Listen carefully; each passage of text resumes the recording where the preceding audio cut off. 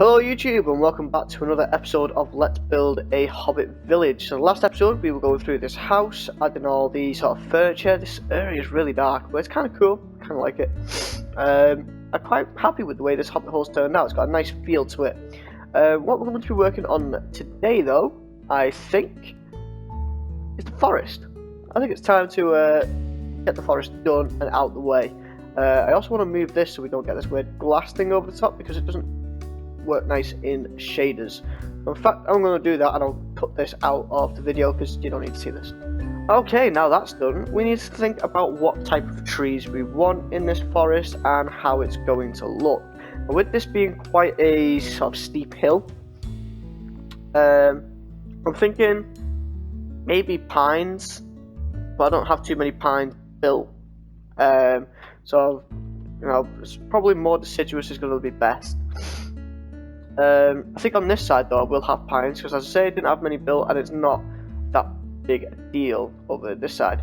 If you have seen my how to build a forest video, then I'm going to be using all of those techniques to work on that. Now we need to think about what trees we want to use. Now these trees that I've got here, I kind of stopped working on these for a while. These trees that we've got here are more sort of like singled out trees.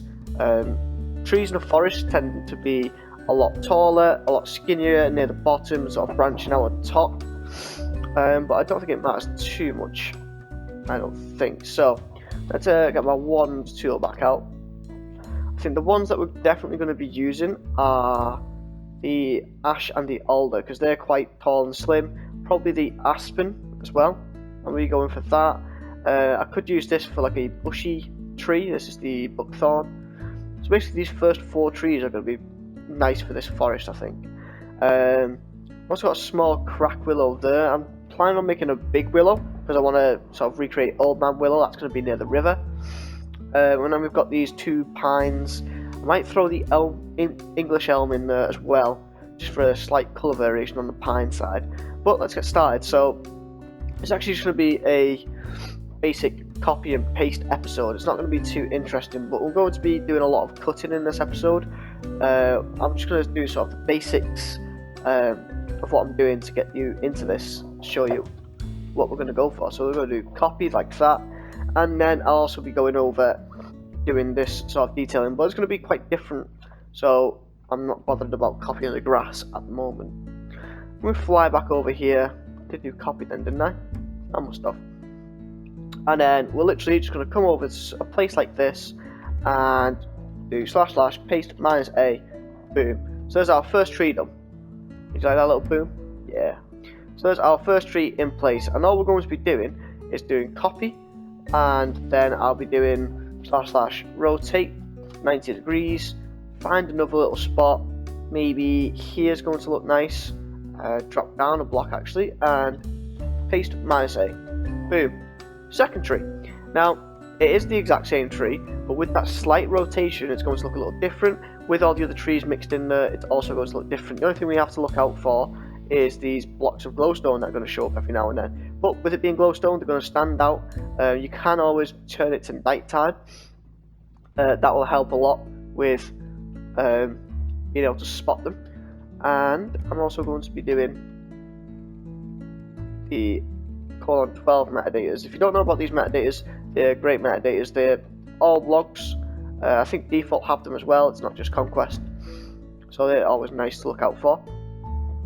Now I don't want to go overboard with these trees because if you overuse the cobble wall and the fence meta, then what you do create is a lot of lag because it's sending a lot of messages back and forth to the game, to your PC, to load all these different individual textures and stuff like that. So we want to be careful about using too much of those.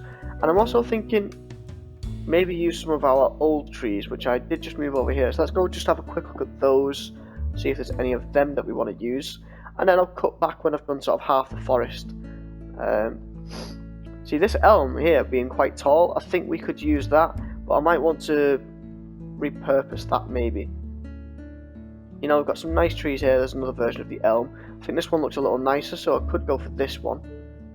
Probably will end up with this one. Just got a few commands that we've got to do to make that match my new style.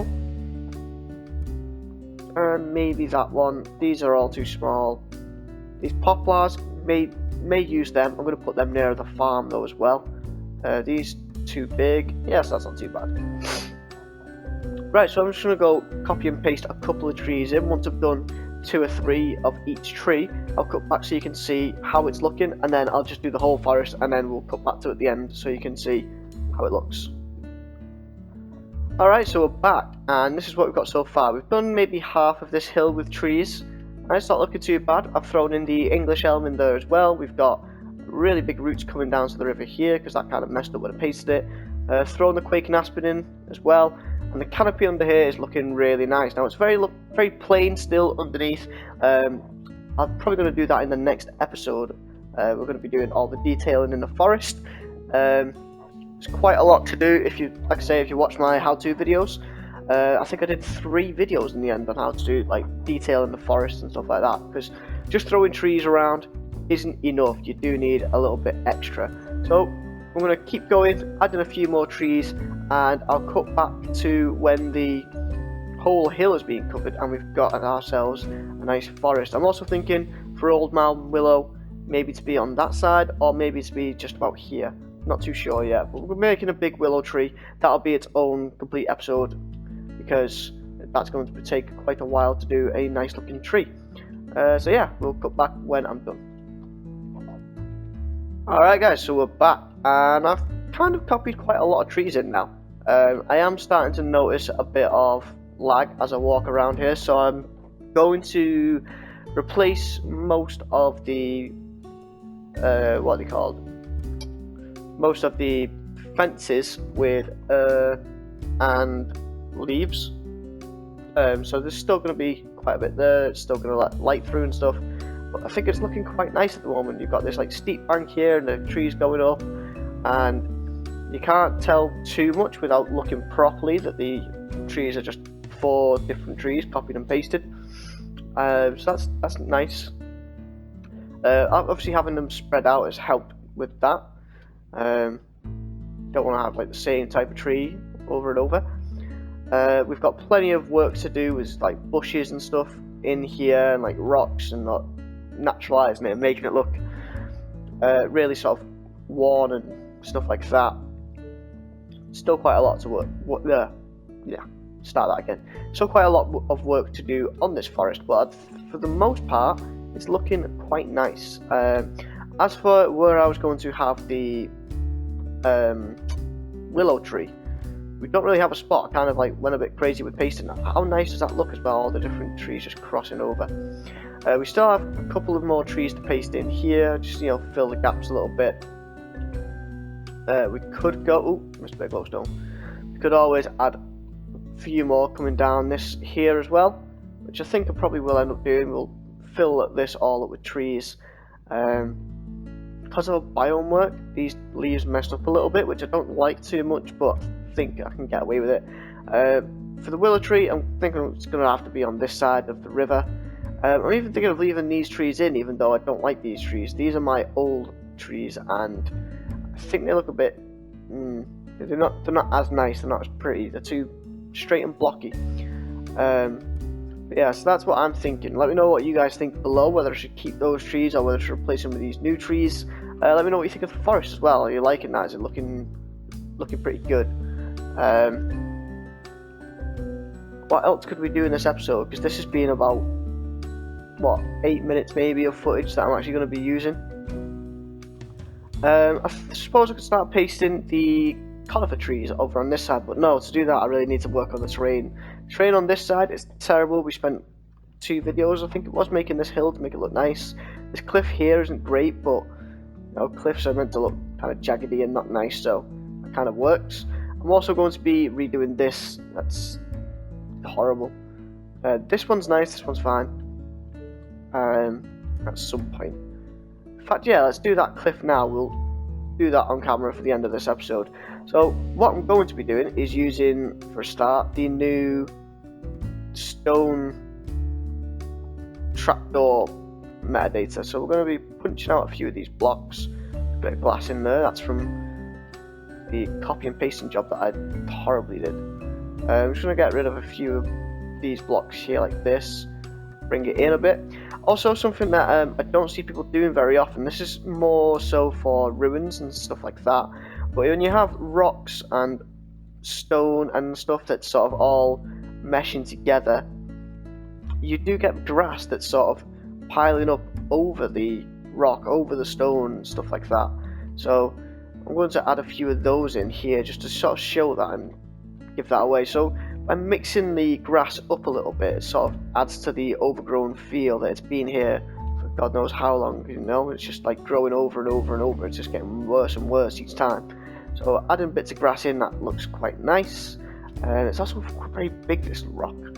I'm going to cut it back by quite a bit, like this maybe. Cut that down. Now I've got a straight line there. Cut the rock in like this. So you can put a bit more grass in there. Put a bit of grass in here. Now I'm going to go for stone there. This is where we're going to start to add some shape and definition with the I keep going to say pressure plate. The stone trapdoors. So we can even add in stones like that. Makes it a bit more interesting, doesn't it? Cut that bit out, cut that bit out. We'll use trapdoors to make that look fine. Put a place in there, and even just like bringing it down here a little bit, it's going to help. Same with, like I was saying about the grass, you can get the grass to mix in here like this, and then swap that out for a stone. Put grass there, that shouldn't be dirt. That's looking a little nicer as a rock. It's still not great. I do want it to jut out a little bit more. I do want it to sort of overhang, so we can do that. Like I keep saying, I'm going to use the trapdoors to make this look a little better. And I think we're ready for that. God, I've got some hiccups going on at the moment. It's just, ugh, not great. We can bring that down like this. Cut like that. And cut in here as well. Yeah, okay, so let's go for the trapdoors now.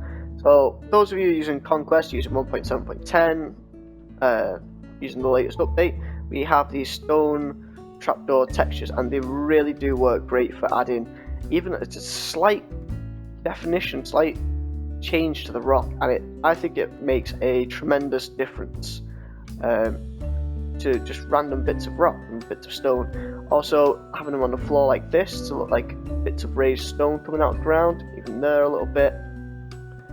Up here it's not going to be used too much, doesn't need to be used too much. You go for one there like that, and here on top, in fact, do it like this. Here we can put one like that.